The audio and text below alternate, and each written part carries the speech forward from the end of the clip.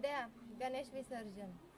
जेवढ्या श्रद्धेने आपण बाप्पाला घरी आणतो ना, तेवढ्याच श्रद्धेने बाप्पाला निरोप पण द्यावं.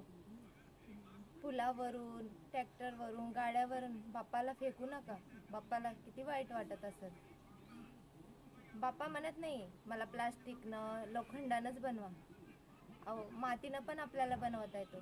जेवढं आपण शॉपमधून विकत आणून जेवढा आपल्याला आनंद भेटतो ना, त्याच्याकडनं दुप्पट स्वतःच्या हातानं मातीचं बनवून बघा एकदा, किती तुम्हाला आनंद भेटेल.